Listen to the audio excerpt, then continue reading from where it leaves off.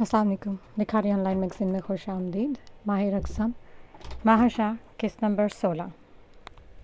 مہک نے بھاری ہوتے سر کے ساتھ آنکھیں کھولی. نہ سمجھی سے خود کو ہسپتال کے کمرے میں دیکھنے لگی. نظریں گھمائی تو ساتھ کرسی پہ اور آنکھیں بند کی اسما پر نظر پڑی. میں یہاں کیسے؟ وہ الجھن سے بولی اور اٹھ کے بیٹھی. سر میں درد کی لہر اٹھی. اف! اس نے دونوں ہاتھوں سے سر پکڑا. ہوش بحال ہونے لگی تو ایک ایک منظر واضح ہونے لگا. سائم! آنکھوں سے آنسو نکلا. اس نے تیزی سے کھڑا ہونا چاہا. اسما کی آنکھ کھولی. اوئے اوئے! وہ چیخی. مہک نے رک کر اس کو دیکھا. سائم کیسے ہیں؟ وہ اس کے قریب آتے روتے ہوئے بولی. یار! اسما بوکھلائی. ٹھیک ہے بھائی ٹھیک ہے. وہ نرمی سے بولی. مجھے ان سے ملنا ہے. وہ روتے ہوئے بولی. تبھی سالار اندر داخل ہوا. ارے کیوں رویا جا رہا ہے؟ وہ بولا تو اسما نے مہک کو دیکھا. سالار بھائی مجھے سائم سے. وہ اس کے قریب آئے. سالار نے اس کے بینڈیج ہوئے ماتھے کو دیکھتے سر اس بات میں ہلایا. ملتے ہیں پہلے کھانا کھاؤ. سالار مسکرا کر بولا تو اس نے بیچارگی سے دونوں کو دیکھا. دونوں مسکرائے تو اس کو سب صحیح ہونے کا امکان ہوا. ناشتہ آ گیا. ٹھوس لو مزے لے کر کھاؤ. وجدان اور اخنان جھومتے ہوئے اندر داخل ہوئے. اسما کی ہنسی چھوٹے جبکہ سالار نے افسوس سے ان کو دیکھا. بھرجائی کیسی ہیں آپ؟ وجدان سالار کے سامنے آتا ناک چڑھا کر اس کی سائڈ سے گزرتا مہک کے پاس آتے بولا. مہک پھیکا سا مسکرائی. اتنا پھیکا منہ کیوں بنایا ہے؟ اخنان دوسری سائڈ پر آتے بولا. سائم لالا فٹ ہے الحمدللہ. اس سے پہلے وہ کچھ کہتی وجدان نے فروٹ اسما کی جانب بڑھاتے کہا. سالار نے اس کو گھورا. مہک مسکرائی. ہاں بھی ملواتے ہیں. پہلے سکون سے ناشتہ کرو. اس سے پہلے وہ کچھ بولتی اخنان نے فٹ سے کہا. وہ روحان سی ہوئی اور جوس کا گلاس منہ سے لگا. ویسے اس جوس کا ٹیسٹ بس صحیح ہے. جو دوسری سائڈ ملتا ہے نا وہ زبردست ہے. بھرجائی کچھ اور چاہیے؟ وجدان کیک ٹھوستا بولا تو اسما نے نفی میں سر ہلایا. سالار نے سیب کی کاش اٹھائی. ہاں کم ہے. ادھر پہلے ہی آپ باہر سے دو. اخنان نے جوس کا بڑا سا گھونٹ بھرتے کہا تو سالار کا خون جلا. مہک اور اسما نے مسکراہٹ دبائی. سائیکا نہیں ہے یار. وجدان کھاتے ہوئے بولا. منحوس بغیرت آدمی ٹھوس کیوں رہا ہے پھر؟ اخنان نے اس کو گھورا. یار بھوکا ہونا آدھے گھنٹے سے. وہ دانت نکالتے بولا. سالار نے افسوس سے ان کو دیکھتے فون نکالا. بھائی بھرجائی وہ جو فلاں شادی میں فلاں لڑکی نہیں ملی تھی اس کا شوہر کل مجھے ملا تھا. توپا تولا کالا حبشی تھا. وجدان پر ہاتھ مارتے ہنسا تھا. ابھی اور وہ جو فراز تھا نا اس کو کوئی لڑکی نہیں ملی تو اس نے 40 سال کی آنٹی سے شادی کر لی. اخنان نے بھی حصہ لیا. اسما نے ہنستے ہوئے سالار کی طرف دیکھا. مہک آنکھیں بڑی کیے ان کی باتیں سن رہی تھی. اور وہ جو رخسانہ تھی اس کو تو اس کی میاں نے طلاق دے دی. کہتا تھا بہت زبان دراز عورت ہے. وجدان حیرت انگیز لہجے میں بولا تو سالار کی بس ہوئی. کیا عورتوں کی طرح یہاں بیٹھ کر پورے جہان کی خبریں سنا رہے ہو؟ سالار کے دانت پیس کر کہنے پر اخنان نے ناک چڑھا کر مزید بدمزگی سے اس کو دیکھا. جبکہ وجدان بھی جی برکت بدمزہ ہوا. جبکہ مہک نے سکون کی سانس لی. شکل دیکھو اپنی اور حرکتیں دیکھو. سالار نے بھڑاس نکالی. شکل پر مت جائیں. یہ تو ہے ہی مردانہ. زبان دیکھیں زبان جس نے عورتوں کو بھی پیچھے چھوڑ دیا. وجدان فخریہ لہجے میں بولا تو اسما کا چھت پہاڑ کہا گونجا. ہاں نا ہمیں کسی اسلحے وسلحے کی ضرورت نہیں ہے کیونکہ ہماری زبان کافی ہے. اخنان بھی کالا رجکاتے بولا تو سالار نے دونوں کو نانت سے نوازا. بھائی مجھے سائم سے ملنا ہے. مہک کی آواز پر سالار نے سر ہلایا. میں تو جا رہا گھر. لالا نے اپنی بیوی کے سر پر پٹی دیکھتے سب کی کلاس لینی ہے اور اس لیپٹ کا غصہ میں معصوم برداشت نہیں کر سکتا. وجدان ہاتھ اٹھاتے بیڈ سے کھڑا ہوا اور جوتا پہننے لگا. میں بھی ساتھ چلتا ہوں. اخنان بھی سیب ٹھونستا بھرے منہ کے ساتھ بولا. پہلے یہ تو نگل لے گندا. سالار اکائی لیتے بولا. اخنان نے دانت نکالے. چل جلدی کر. وجدان اور اخنان اس سے پہلے نکلتے سالار نے دونوں کو پیچھے کالر سے پکڑا. یار یہ مجھ سے آگے قدم کیوں نہیں بڑھائے جا رہے؟ اخنان نے وجدان کی معصومیت سے پوچھا. یار مجھ سے بھی نہیں بڑھائے جا رہے. وجدان بھی پھر وجدان تھا. وہ بھی معصومیت سے بولا تو سالار نے دونوں کے ڈراموں پر دانت پیسے. سالار بھائی آپ کو پتہ ہے ہم کیوں نہیں جا رہے؟ اخنان گردن موڑ کر آنکھیں پٹپٹاتے بولا. سالار نے دانت پیستے دونوں کو آگے دھکیلا. آرام سے لالا شرٹ پھٹ جائے گی. وجدان مچلا. سالار نے مسکراہٹ دباتے اس کو دھکیلا. یہ گھوڑا بنا رہے ہیں یا گدھا؟ وجدان نے گردن موڑ کر پوچھا تو سالار مسکرایا. کھوتا. وہ چمکتی آنکھوں سے بولا. اخنان اور وجدان نے مسکراتے ہوئے ایک دوسرے کو دیکھا. اگلے ہی پل دونوں نے بالکل ہی آپستگی سے اس کی ٹانگوں پر ٹانگ ماری. وہ لڑکھڑایا. غریب تھلکی ہوئی. وہ دونوں دروازے پر کہہ مارتے جا رہے تھے. کیا تھا یہ؟ سالار نے تب کر پوچھا. کھوتے کی لات. اخنان نے کہکہا لگاتے بولا. سالار نے گہرا سانس لیا جبکہ مہک اور اسما تو کہکا نہ روک سکی۔ کیسی طبیعت ہے جانی؟ فواد سائم کے گلے لگتے بولا۔ ٹھیک ہوں یار، تو سنا دوائی لی؟ سائم نے اس کو دیکھتے پوچھا تو وہ مسکراتے ہوئے سر ہلایا۔ مہک نہیں آئی؟ اس نے اس کے پیچھے دیکھتے پوچھا۔ فواد نے مسکراہٹ دباتے نفی میں سر ہلائی۔ آئے ہائے، مزہ آ گیا، آج میری بیگم نے چائے پراٹھا کھلایا، وہ بھی اپنے ہاتھ کا بنایا ہوا۔ نکسک سا حمزہ حیدر اندر داخل ہوتے ہوئے تیلی لگا گیا جبکہ سائم نے خونخوار نظروں سے اس کو دیکھا۔ فواد نے ہنستے ہوئے حمزہ حیدر کو دیکھا۔ لگتا ہے مولیوں کا پراٹھا کھلایا، جب بھی بدبو ہو رہی ہے۔ ورشدار اندر داخل ہوتے بولا تو حیدر کا چہرہ سرخ ہوا۔ سائم نے کہا لگایا، جیسے کہہ رہا ہو تیرے لیے چھوٹا خان ہی کافی ہے۔ توبہ توبہ، اخنان تو حد سے زیادہ ایکٹنگ کر رہا تھا۔ حیدر نے تب کو دونوں کو ایک ایک مکہ جڑا۔ دونوں بل بلا کر فواد کے پیچھے چھپے۔ اس سے کہہ ہمیں دور رکھا کرے، اخنان سڑا سا منہ بنا کر کہا تو حیدر نے گھورا۔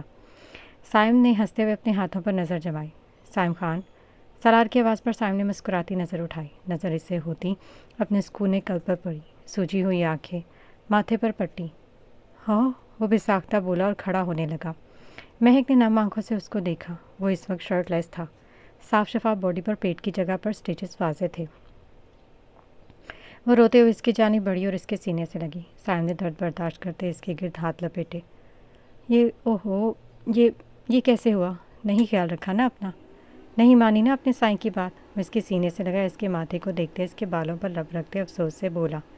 کیا بندہ تھا یار، اپنی تکلیف بھولے اپنی بیوی کی تکلیف کو محسوس کر رہا تھا۔ سو ہارٹ، وجدان نے اس منظر میں کھونے کی ایکٹنگ کرتے کہا لیکن زبان پھسل گئی اور غلط لفظ نکل گیا۔ سب نے سرخ رنگت کے ساتھ اس کو دیکھا جبکہ اخنان نے منہ پر ہاتھ رکھتے کھیکھی کی۔ وہ میرا مطلب سویک، استغفر اللہ، سو کیوٹ، ہاں سو کیوٹ۔ وجدان جو سب کی سرخ رنگت کو دیکھتے اپنی بات واضح کر رہا تھا، ایک بار پھر جوش میں غلط ورڈ بولتے بولتے ان کی پھیلی آنکھیں اور سخت تاثرات دیکھتے بات کو سیدھا کر گیا۔ سب نے اس کو گھورا۔ وہ سکھ کی سانس لی۔ اب اس سین دیکھنے دوبارہ نہیں ملے گا، یہ سین کام آئے گا ہمارے، یہ سین تھوڑا سا ایکسپیرینس ہو جائے بیوی سے کیسے باتیں کرتی ہیں۔ اخنان نے وجدان کو متوجہ کرتے غور سے ان کو دیکھنا شروع کیا۔ وجدان بھی ان کی جانب متوجہ ہوا جبکہ سالار، فواد، اسما، حیدر نے سرخ ہوتے وہاں سے باہر نکلنا مناسب سمجھا۔ آپ نہیں آئے، میں نے آپ کو بہت یاد کیا، وہ سسکتے ہوئے بولی۔ کیوں ان آنکھوں میں آنسو لاتے میرے دل کو جلا رہی ہو؟ کیا تمہیں رحم نہیں آتا مجھ پر؟ وہ اس کا چہرہ دونوں ہاتھوں میں تھامے بے چارگی سے بولا۔ وہ سر جھکائے آنکھیں صاف کی۔ نہ ضائع کیا کرو ان انمول موتیوں کو، یہ بہت انمول ہیں سائم خان کے لیے، ان کو انمول آنکھوں سے نکلتے بے مول مت کیا کرو، یقین کرو سائم خان بے موت مارا جائے گا۔ وہ اس کی آنکھیں صاف کرتے بھرے ہوئے لہجے میں بولا تو وہ تڑپتے اس کے لبوں پر ہاتھ رکھی۔ میرا خیال ہے ہمیں جانا چاہیے، رومانس ایڈ ہو رہا ہے۔ اخنان نے سرگوشی کی۔ چپ کر، وجدان ٹانگ پر ٹانگ رکھتے مزے سے بولا۔ اخنان نے ادھر ادھر دیکھا۔ کیسے لگی یہ چوٹ؟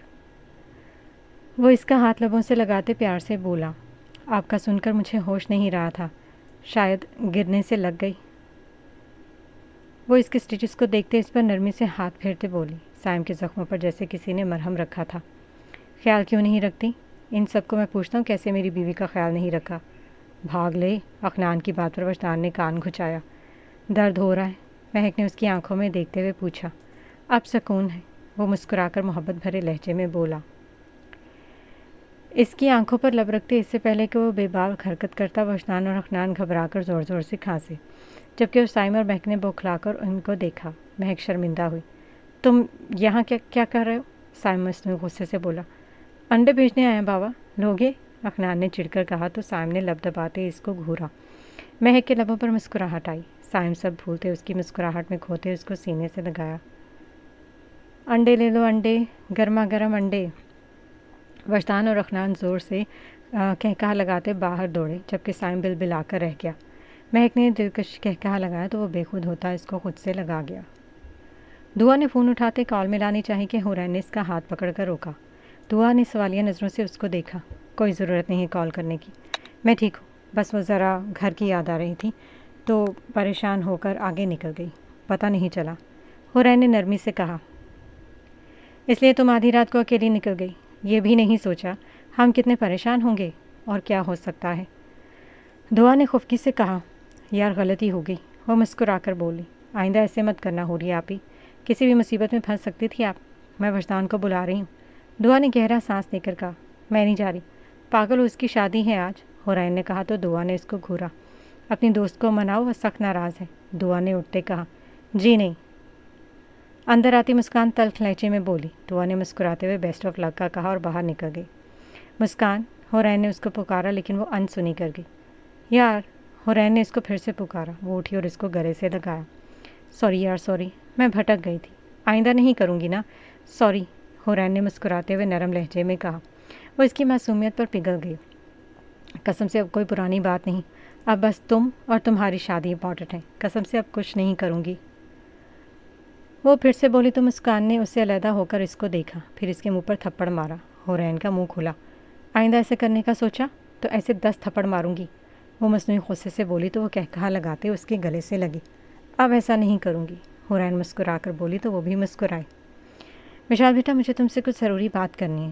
سنگھ صاحب کی آواز پر وہ سنجیدگی سے سیدھا ہو کر بیٹھا اور ان کی جانب متوجہ ہوا. مجھے خبر ملی ہے کہ کچھ باڈی ممبر دکش کی غیر موجودگی کا ناجائز فائدہ اٹھانے کی کوشش کر رہے ہیں. اس لیے میں سوچ رہا ہوں کہ تمہارا اور ٹینا کی شادی کر کے تمہیں گروپ کا چیئرمین بنا دوں. وہ پرسوچ لہجے میں بولے. انہوں نے ایک ایک حل بتایا تھا جیسا کہ وہ چاہتا تھا. اس نے ہی جان بوجھ کر ان کو یہ خبر پہنچائی تھی تاکہ وہ اپنا مقصد جلد از جلد پورا کر سکے. حالانکہ یہ کام شادی کے 4 دن کے بعد کا تھا، لیکن اس نے حورین کی وجہ سے اپنا پلان بدل لیا تھا. یہ سوچے بنا کہ وہ کتنی مشکل میں پھنس سکتا ہے. وہ حورین کو اور تکلیف نہیں دینا چاہتا تھا. سوری انکل، بٹ اتنی جلدی؟ ٹینا انکمفرٹیبل ہو گیا اور ہم اس کو خوش دیکھنا چاہتے ہیں. وہ خوش سکون سے بولا. وہ جانتا تھا ان کا جواب کیا ہوگا. لیکن میں شادی کیے بغیر تمہیں چیئرمین کی کرسی نہیں دے سکتا. وہ الجھ کر بولے. لیکن آپ چاہیں تو ایسا کر سکتے ہیں. آپ کو کون روکے گا؟ وہ معنی خیزی سے بولا. لیکن یہ اصولوں کے خلاف ہوگا. وہ اب کی بار صحیح میں الجھے تھے. ہمارے کام میں رولز کے خلاف جانا اور رولز کو بدلنا ہے، اور رولز کو بدلنا ایک چیئرمین سے زیادہ کس کے اختیار میں ہو سکتا ہے؟ وہ ان کو دیکھتے بولا اور پھر تھوڑا قریب ہوا. کبھی کبھی لوگوں کو جواب دینے کے لیے طاقت کا استعمال کرنا پڑتا ہے تاکہ آگے بڑھنے والے قدم خود بخود رک جائیں. وہ سیدھے سیدھے نہ صحیح لیکن اشاروں میں ان کو بتا چکا تھا کہ اپنی طاقت کے بل بوتے پر وہ فیصلہ کر سکتے ہیں. مطلب شادی سے پہلے تمہیں چیئرمین بنا کر ان لوگوں کے منہ پر جواب دیا جا سکتا ہے جو ہمیں مات دینے کی کوشش کر رہے ہیں. یہ سب میرے بیٹے کی محنت اور ذہانت سے بنائی گئی تنظیم ہے. اس نے ہی ان لوگوں کو جوڑا ہے، ورنہ ان کی کہاں اوقات کہ وہ قانون سے بچ سکیں. ان کے حوصلے بلند ہوئے تھے. ان کو سوچوں میں الجھا دیکھ وہ فخر سے مسکراتے ہوئے اندر بڑھا. لیکن اندر جانے سے پہلے ان کی سیکرٹری سے ٹکرایا. اتنی جلد بازی سے کہاں جا رہے ہیں سر؟ ٹھوکر لگ سکتی ہے. وہ معنی خیزی سے مسکرا کر ارسل سے بولا. اس کے چہرے پر مسکراہٹ بتا رہی تھی کہ آج وہ ہواؤں میں ہے. مطلب اس کے ہاتھ کچھ لگ چکا ہے. آپ کے اندازے سے کئی گنا تیز ہیں ہماری نظر، جو صحیح وقت اور صحیح جگہ پر ہوتی. وہ گردن پھیرتے نظریں گھما کر بولا. نظر تو میری بھی صحیح جگہ پر تھی، بس قدم تھوڑی جلدی بڑھا لیا تھا. لیکن اب کی بار یہ غلطی نہیں ہوگی. سیکرٹری ہنس کر بولا. بیسٹ آف لک. ارسل مسکرا کر ٹینا کے کمرے کی طرف بڑھا. جبکہ اس کو جاتے دیکھ اس نے اپنے خبری کو کال ملائی. ارسل ٹینا کے کمرے میں آئے تو وہ کہیں جانے کے لیے تیار کھڑی تھی. بیڈ پر رکھے کپڑے اور رکھے وہ اس میں اپنے کپڑے دیکھ رہی تھی. کدھر جا رہی ہو تم؟ وہ اندر داخل ہوتے ہوئے ناسمجھی سے بولا. مل گئی فرصت مجھ سے بات کرنے کی. وہ ہنوز اپنے کام میں مگن ناراضگی سے بولی. یہ کیا بات ہوئی؟ وہ مسکرا کر اس کی جانب بڑھا اور اس کے ہاتھ سے کپڑے لے کر سائڈ پر رکھے. وہی تو مجھے جاننا ہے. کل ہماری انگیجمنٹ ہوئی، ہماری لائف کا اتنا اہم دن تھا، لیکن آپ وہاں ہو کر بھی وہاں پر نہیں تھے. کیوں؟ وہ دکھ سے بولی. آنکھوں میں دکھ کے سائے تھے. اس کی ہلکی سرخی مائل آنکھیں مسکرائیں. بتا دوں؟ وہ شرارت سے مسکراتے ہوئے پاکٹ میں ہاتھ پھنساتے ہوئے بولا.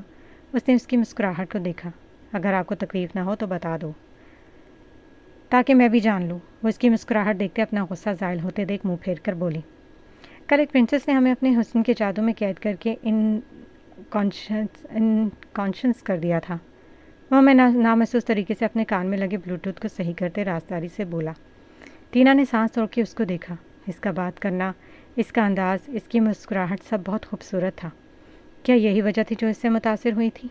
ہمارے ہوش اڑ گئے تھے. وہ آنکھیں بڑی کر کے گمبھیر لہجے میں بولا. ہونٹوں پر ہنسی روکنے کی کوشش بڑی زبردست تھی. اب بتاؤ تمہاری گنہگار وہ پرنسس ہے یا ہم؟ وہ آنکھیں گھما کر بولی تو ٹینا نے سر جھٹکا۔ باتیں بہت اچھی بنا لیتے ہیں آپ، وہ دھیمے لہجے میں بولی۔ باتیں نہیں، سچ میں، کل ہمارا تم سے منگنی نہیں، شادی کرنے کا دل کر رہا تھا۔ وہ ہنستے ہوئے دیوار سے ٹیک لگا کر بولا۔ کیا سچ میں؟ وہ مشکوک ہوتے بولی، جبکہ اس کی بلا وجہ ہنسی پر حیران ہوئی۔ اس نے سر ہسپات میں ہلایا۔ کیوں نہ ہم آج ہی شادی کر لیں؟ ہمارا دل نہیں لگتا تمہارے بنا، وہ یہ کہتے پھر سے زور سے ہنسا۔ ٹینا نے صدمے سے اس کو دیکھا۔ وشال، آپ ٹھیک ہے؟ وہ فکر مند لہجے میں بولی۔ شاید اس کا دماغی توازن ٹھیک نہیں تھا۔ وہ جلدی سے سنبھلا اور سر ہاں میں ہلایا۔ وہ کچھ یاد آ گیا تھا۔ وہ زبان لبوں پر پھیر کر بولا۔ تو ٹینا نے اس کو گہری نظروں سے دیکھا۔ ایک بات پوچھوں آپ سے؟ وہ جھجکتے ہوئے بولی تو ارسر نے سر ہلایا۔ وہ ہم اتنے ٹائم سے ساتھ میں ہیں، آپ نے کبھی میرے قریب آنے کی کوشش نہیں کی؟ میرا مطلب ریلیشن شپ میں کافی کلوز ہوتے ہیں لوگ تو۔ وہ اس کو چانچتی نظروں سے دیکھتے بولی۔ وہ بس یہ جاننا چاہتی تھی کہ وہ کہیں کسی اور کے ساتھ ریلیشن شپ میں تو نہیں۔ ہمیں لیڈیز سینڈل کھانے کا کوئی شوق نہیں ہے، وہ سیریس انداز میں کہتے پھر ہنسا۔ ٹینا نے اس کو گھورا۔ اوروں کو تم نے لڑتے ہوئے بھی دیکھا ہوگا، ایک دوسرے کی انسلٹ کرتے ہوئے بھی دیکھا ہوگا، ہم نے تو وہ بھی کبھی نہیں کیا نا، وہ ہلکے پھلکے انداز میں بولا تو اس نے سر سمجھتے ہوئے ہلایا۔ اچھا بتاؤ کہاں جا رہی ہوں؟ وہ جلدی سے ٹاپک چینج کی۔ میں مسکان کے فارم ہاؤس جا رہی ہوں، وہیں رہوں گی اس کی شادی تک۔ کیا آپ میرے ساتھ چلو گے؟ وہ خوشی سے بولی۔ مسکان کی شادی کے فنکشن یہاں سے دور کے فارم ہاؤس پر تھے، اس وجہ سے ٹینا اس کے گھر رہنے جا رہی تھی۔ آپ لے کر جائیں گے ہمیں؟ وہ اس کے ہی انداز میں مسکرا کر بولا تو ٹینا کا موڈ آج کچھ خوشگوار لگا۔ پلیز چلیے نا وشال، مزہ آئے گا، میری ساری فرینڈس بھی ہوں گی، ہم انجوائے کریں گے۔ وہ اس کے قریب آتی چہکی۔ اس کا موڈ اچھا تھا، اس لیے وہ پیچھے پڑ گئی تھی۔ ساتھ نہیں جا سکتے لیکن ہر روز ملنے کے لیے آؤں گا۔ وہ ذرا سا رک کر بولا تو اس کا منہ بنا، لیکن خوش بھی ہوئی کیونکہ وہ جانتی تھی کہ اگر اس نے کہا ہے تو عمل بھی ضرور کرے گا۔ حالانکہ دل تو ارسل کا بھی چاہ رہا تھا کہ وہ ہاں کر دے، اس طرح اس کو حرین کے پاس رہنے کا اور دیکھنے کا اور سب کو سنبھالنے کا موقع مل جاتا، لیکن وہ ایسا نہیں کر سکتا تھا کیونکہ ان 3 دنوں میں اس کو اپنا کام مکمل کرنا تھا جو وہ سنگھ صاحب کے دماغ میں ڈال چکا تھا۔ اس کو یقین تھا منزل اب بہت قریب ہے، بس ایک خطرہ تھا اور وہ تھا ان کا سیکرٹری۔ سائم کی حویلی میں داخل ہوتے ہی جیسے پوری حویلی پھر سے چہک اٹھی تھی۔ سب خوشی سے ادھر ادھر گھوم رہے تھے، شکرانے کی نفل مٹھائیاں بانٹی جا رہی تھی۔ وہ واقعی خان ولا کا مضبوط ستون تھا۔ چل جانی تو تھوڑا سا آرام کر لے، زیادہ بیٹھنا ٹھیک نہیں ابھی، سالار نے کھڑے ہوتے کہا تو سائم نے سر اسپات میں ہلایا۔ تیمور کہاں ہے؟ وہ نظر نہیں آ رہا، سائم نے کہا تو سب کو واقعی اس کی کمی محسوس ہوئی۔ پتہ نہیں جب سے ہاسپٹل میں آیا ہے کمرے میں ہی گھسا ہوا ہے۔ سروش کی بات پر سائم نے ان کو دیکھا۔ بھیجو اس کو میرے پاس، سائم بولا تو انہوں نے سر اسپات میں ہلایا۔ فواد آ ذرا۔ حیدر کے اسپاٹ لہجے پر سائم نے اس کو دیکھا۔ مجھے بنا بتائے میری اجازت کے بغیر کوئی مسز خان کے پیچھے نہ جائے۔ سائم کی سرد آواز پہ باہر بڑھتے ان سب کے قدم رکے۔ پابند مت کر، دماغ کھول رہے ہیں پہلے ہی میرا، حیدر غصے سے بولا۔ کیوں؟ سائم نے نظریں اٹھا کر پوچھا۔ ان کی ہمت کیسے ہوئی تجھ پر حملہ کرنے کی؟ یار ہے، مجرم ہے تیری، اور تو ابھی بھی اس کی سائڈ لے رہا ہے؟ حمزہ تو تب ہی گیا تھا۔ مجرم میری ہے تو میں ہی سزا دوں گا نا۔ دوسری بات، میں کبھی غلط لوگوں کی سائڈ نہیں لیتا۔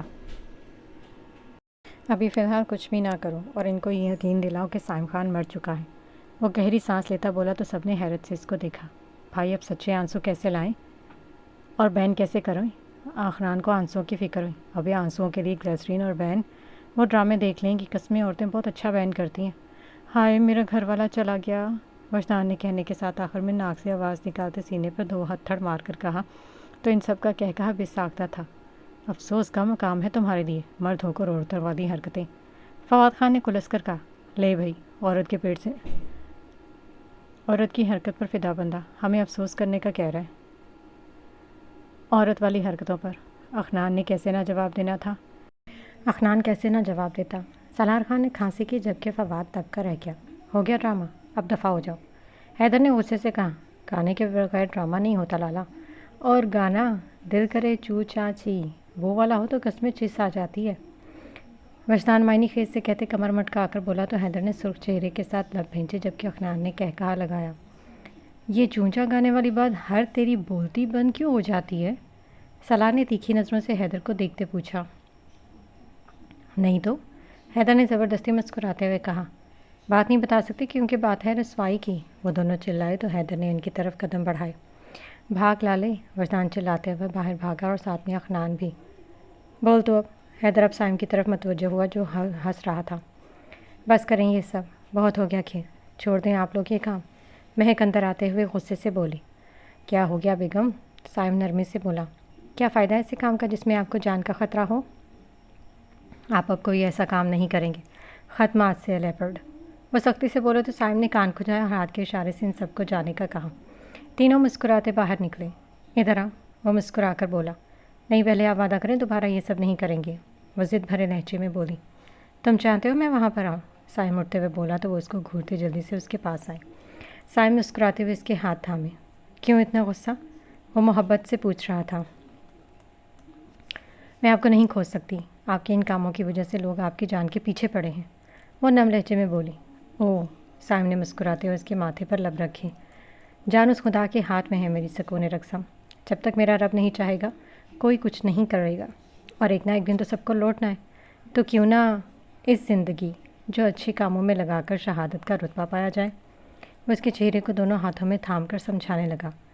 ہم سمجھتے ہیں ہمارے پاس محبت ہے، پیسہ ہے تو سب ہے، کبھی جھانکو باہر تو دیکھو اس جہاں میں کیسے کیسے لوگ ہیں، حیوان بستے ہیں اس دنیا میں، اور حیوانوں جو ختم کرنے کا انتظام ہونا چاہیے نا، بے بس لوگ جن کا کوئی نہیں ہوتا، نا انصافی کے کیا شکار، اپنوں کے ہاتھوں گھائل لوگ، کون ہے ان سب کا؟ اگر ہم بھی ڈر کر بیٹھ جائیں تو کون انصاف دلوائے گا ان لوگوں کو؟ کیا ہمیں رب کو جواب نہیں دینا ہوگا؟ ہم اپنی جان کے خوف سے دوسروں کی جانوں کو ضائع ہونے دیں گے؟ جب رب پوچھے گا، بتائے شخص، جب فلاں فلاں بندہ میری مدد کے لیے مجھے پکار رہا تھا تو اس کی مدد کے باوجود پیچھے کیوں رہا، تو میں کیا جواب دوں گا؟ موت کے ڈر سے ہم پیچھے نہیں ہٹ سکتے، ڈرنا صرف ایک ذات سے چاہیے، اور وہ بس خدا ہے۔ وہ اس کو آرام آرام سے سمجھا رہا تھا۔ وہ نظریں جھکا کر اس کو سن رہی تھی۔ بتاؤ، کیا سب تم بھی چاہتی ہو؟ میں سب کچھ چھوڑ کر اور اللہ مجھ سے سوال کرے؟ وہ اس کو دکھتے بولا تو اس نے اپنی آنکھیں اوپر اٹھائی اور سائم خان پھر سے گھائل ہوا تھا۔ نہیں، وہ مسکرا کر دھیمے سے سر ہلا گئی۔ شاباش، وہ مسکراتے ہوئے اس کے سینے سے لگایا، پیٹ میں اٹھتے درد کو اسے اگنور کرتے لب بھینچے۔ اب آپ لیٹ جائیں، کافی دیر سے بیٹھے ہوئے ہیں۔ وہ اس کی تکلیف اچھے سے جان گئی تھی۔ جب اس سے الگ ہو کر بولی تو مسکراتے ہوئے لیٹا۔ واقف ہوتی جا رہی ہے اپنے سائیں سے؟ وہ مسکراتی آنکھوں سے اس کو دیکھتے بولا۔ جی ہاں، وہ فخر سے بولا اور جانے کے لیے مڑی۔ یہیں رکو، میرا دل نہیں لگتا تمہارے بنا، پتہ پورے 28 گھنٹے 50 منٹ 30 سیکنڈ کے بعد مجھے ملی ہو۔ یہیں رہو اور باتیں کرو مجھ سے، وہ رعب سے بولا تو اس کا منہ کھلا۔ حیران مت ہو، میں بنا تمہارے گزارے ایک ایک پل کا حساب رکھتا ہوں، وہ اس کی ناک کو چھوتے ہوئے پیار سے بولا تو سر ہلاتے اپنی گانے کو دیکھنے لگی۔ دعا نے گلا کھنکھار کر ہورین کو دیکھا۔ آف وائٹ فراک میں ملبوس جس پہ بڑے بڑے پنک پھول بنے ہوئے تھے، کہیں کہیں لگے موتی جھلمل کر رہے تھے۔ بالوں کو رول کیے کمر پر ڈالے ہوئے تھے اور ایک ہیئر بو بالوں پہ لگا کر اپنی قسمت پر ناز کر رہا تھا۔ پنک لپسٹک سے سجے ہونٹ، وہ سمپل تھی لیکن بے حد حسین لگ رہی تھی۔ واؤ، سو بیوٹیفل آپی، دعا نے مسکرا کر کہا تو وہ مسکرائی اور اس کی جانب دیکھا جو اس وقت کپتان کے لحاظ سے لیمن کلر کی کرتی پہنے ہوئے تھی، جس کے ساتھ ہی گرین شرارہ اور دوپٹہ تھا۔ بالوں کی آڑی چٹیا کیے اس میں چھوٹے چھوٹے کلپ لگائے، نیلی آنکھیں مسکارے سے سجی ہوئی تھیں، ناک میں چمکتا ہلکا سا نوز پن۔ وہ بہت ہی زبردست لگ رہی تھی۔ تم بھی کم نہیں لگ رہی ہو، آفت لگ رہی ہو، آفت، ہورین نے شرارت سے کہا تو وہ کھڑکھڑائی جبکہ دل سے خوف اڑن چھو ہوا کہ وہ اپنے آپ میں واپس آ گئی ہے۔ مہمان آ گئی کیا؟ ہورین نے دوپٹہ سیٹ کرتے پوچھا۔ فی الحال تو نہیں، ابھی تو مسکان بھی پارلر سے نہیں آئی، دعا نے سینڈل کا سٹیپ لگاتے کہا۔ اوہ، مطلب ہم جلدی ریڈی ہو گئے، ہورین نے شرارت سے کہا تو وہ مسکرائے۔ ہلو، میں آئے؟ دروازے سے ٹینا کی آواز ابھری تو دعا نے اس کی جانب دیکھا۔ بلیک پینٹ پر گھٹنوں تک فینسی شرٹ پہنے، بالوں کو اونچی جوڑے میں قید کیے، وہ بھی اچھی لگ رہی تھی۔ کم سے کم یہاں تو اچھی ڈریسنگ کر لیتی۔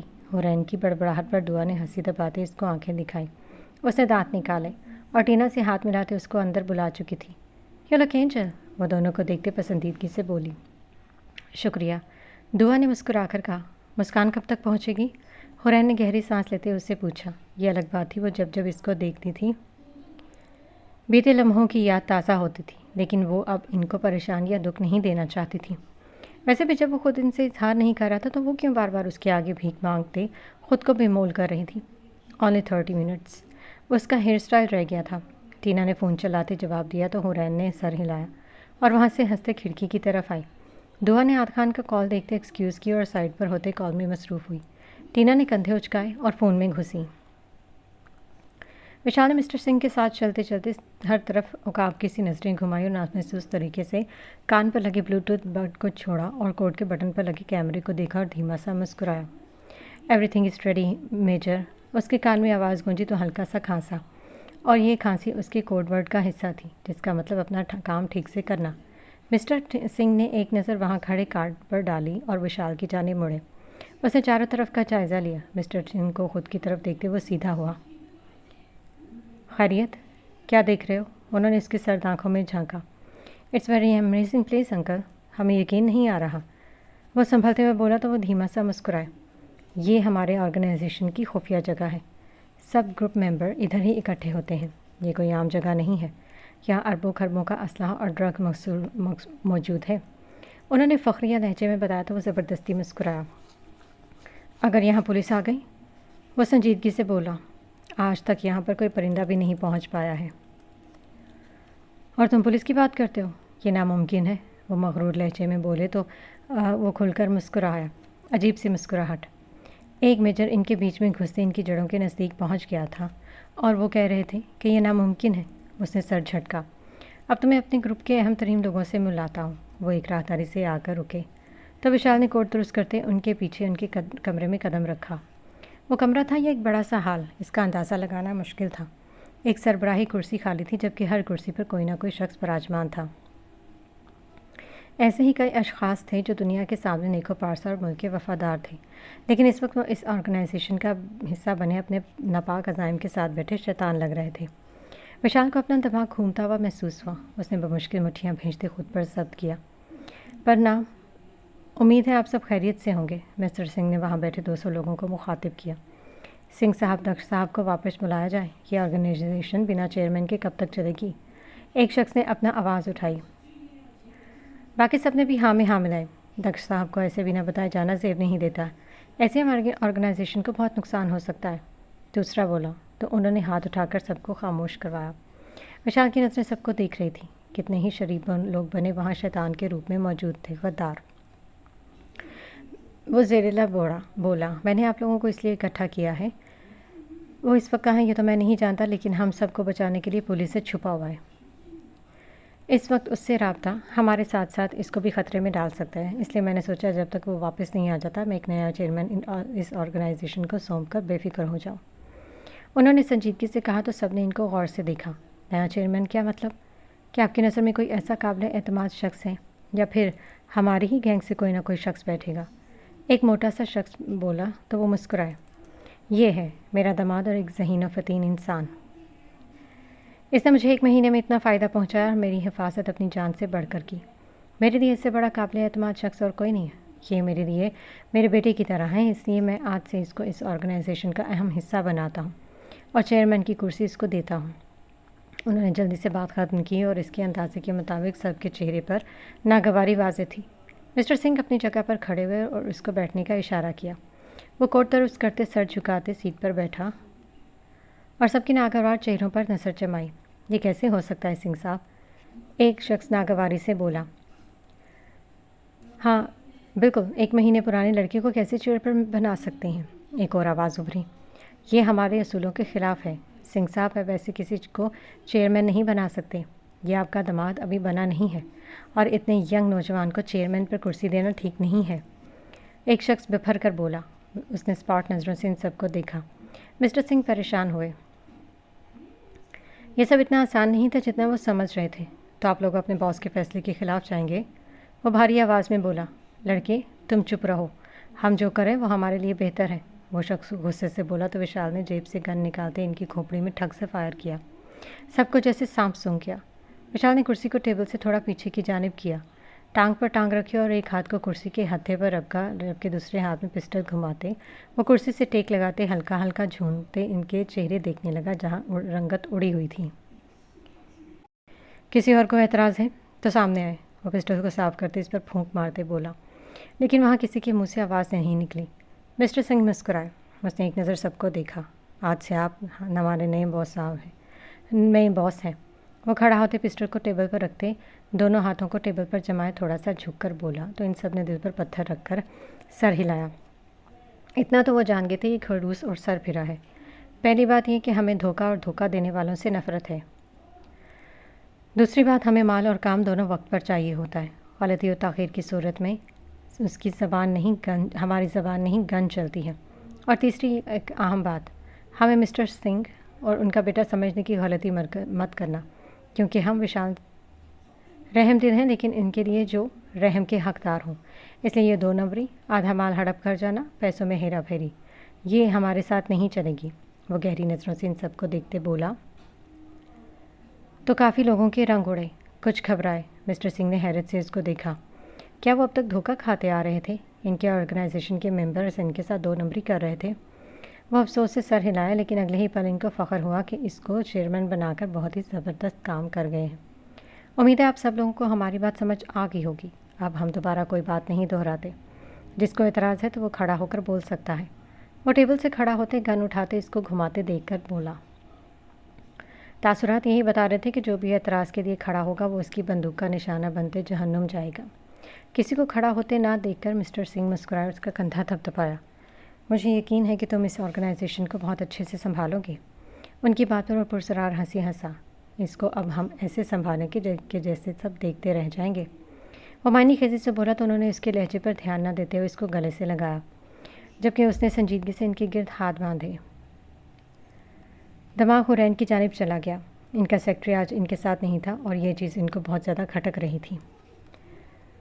دماغ خطرے کا سائرن بجا رہا تھا۔ مسٹر سنگھ مسکراتے ہوئے الگ اور سائڈ پر رکھے صوفے پر براجمان ہوتے اس کو دیکھنے لگے، جو بہت اچھے سے ان کو آگے کے کام سمجھا رہا تھا۔ لالا آپ نے بلایا تھا؟ تیمور اندر داخل ہوتے نظریں جھکائے بولا۔ سائم نے مہک کا سہارا لے کر بیٹھتے بغور اس کو دیکھا۔ ملال، دودھ تکلیف اس کے چہرے پر واضح تھا۔ سب ملنے آ گئے تھے، تم اپنے لالا سے ملنے نہیں آئے؟ کیا مجھ سے کوئی غلطی ہوئی ہے تیمور؟ سائم خان کے لہجے پر وہ تڑپا اور ان کی جانب دیکھا۔ مہک اور سائم نے اس کے سوجے ہوئے پپوٹے اور سرخ آنکھیں دیکھی۔ لالا، کیسی باتیں کرتے ہیں؟ اگر آپ سے کبھی غلطی بھی ہوئی تو یہ خانزادہ اوپی نہیں کرے گا۔ وہ بھیگے لہجے میں بولتے اس کی عقاب سے نظریں خود پر محسوس کرتے نظریں پھیر گئے۔ جب ایسی بات ہے تو ملنے سے کترا کیوں رہے تھے؟ سائم خان کے گہرے لہجے پر وہ لبوں پر زبان پھیرتے اس کو ایک نظر دیکھتے واپس نظریں جھکائیں۔ مہک نے سائم کو دیکھا۔ ادھر آؤ۔ سائم کے کہنے پر وہ آہستگی سے اس کے قریب آیا، جبکہ نظریں ہنوز جھکی ہوئی تھیں۔ ایسی کون سی بات یا چیز ہے جو تمہیں سائم خان سے نظریں چرانے پر مجبور کر رہی ہے؟ سائم کے کہنے پر اس کا دل دھک سے رہ گیا، جبکہ مہک نے ناسمجھی سے دونوں کو دیکھا۔ میری طرف دیکھو تیمور۔ سائم کی بات پر اس نے اس کی جانب دیکھا۔ سائم کی سبز آنکھوں میں دیکھتے اس کو لگا وہ اس کی روح تک سے واقف ہو گیا ہے۔ اس کی سبز آنکھیں اس کو اپنے آر پار ہوتی محسوس ہو رہی تھیں۔ کیا چھپا رہے ہو؟ کس بات کا دکھ کرب تمہاری آنکھوں میں واضح ہے تیمور خان؟ یہ سبز آنکھیں واقعی انسان کو پڑھ لینے کا ہنر جانتی ہیں۔ وہ اس کو دیکھ کر سوچ کر رہ گیا۔ وہ لالا مجھ میں غلطی سہی۔ تیمور بے ساختہ رونے لگا۔ مہک نے منہ کھلا کر سائم کو دیکھا، جو سرد اور گہری نظروں سے اس کو دیکھ رہا تھا۔ سائم نے آنکھوں سے مہک کو جانے کا اشارہ کیا۔ وہ جو اس کے ایک دم سے رونے سے گھبرائی تھی جلدی سے سر ہلاتے باہر دوڑی۔ آرام سے، اپنا نہیں تو میرا خیال کر لو۔ سائم کی بات پر مہک جھینپ کر اس کو دیکھا، جو اس کو ہی دیکھ رہا تھا۔ وہ آہستگی سے باہر نکلی۔ سائم نے نظر گھما کر تیمور کو دیکھا، جو آنسو صاف کرتے جیسے کچھ ٹھان گیا تھا۔ میں آپ کو کچھ بتانا چاہتا ہوں، تیمور نے اسپاٹ لہجے میں کہا تو سائم نے منہ سے کچھ نہ بولتے اس کے تاثرات دیکھے۔ مس تیمور یار۔ اس سے پہلے تیمور کچھ کہتا ریحان بھاگتا ہوا کمرے میں گھسا۔ تیمور چوکا، جبکہ سائم نے اس کے ایسے گھسانے پر گھورا۔ سوری، وہ تیمور تمہیں کو باہر بلا رہا ہے۔ وہ دانت نکالتے چشمہ ٹھیک کرتے بولا تو تیمور نے حیرت سے اسے دیکھا۔ مجھے؟ وہ حیرانگی سے بولا۔ ریحان نے سر ہلایا۔ سائم نے گہری نظروں سے دونوں کو دیکھا۔ نظر گھماتے گھماتے جوتوں پر پڑی تو چہرے پر حیرانگی کے تاثرات ابھرے، ساتھ ہی سپاٹ انداز تاثرات ہوئے۔ ریحان نے ناسمجھی سے خود کو گھورتے سائم کو دیکھا اور کندھے اچکائے۔ سائم کے دل و دماغ میں جیسے ابال اٹھ رہے تھے۔ میں لالا سے بات جاؤ تم۔ اس سے پہلے کہ تیمور کچھ کہتا سائم کے سرد لہجے پر وہ چونکا۔ یہ دل یکدم ایسے دھڑکا جیسے اس لہجے میں تو کبھی سائم نے اس سے بات نہیں کی۔ میں ابھی آتا ہوں واپس، تیمور جلدی سے کہتے کھڑا ہوا۔ سائم نے جواب دینا مناسب نہیں سمجھا۔ تیمور حیرت سے اس کو دیکھتے قدم باہر بڑھائے۔ کیا اللہ یہ سچ نہ ہو؟ سائم کے دل نے بے ساختہ دعا کی۔ برسان کو کال ملاتے اس کے تاثرات سرد تھے۔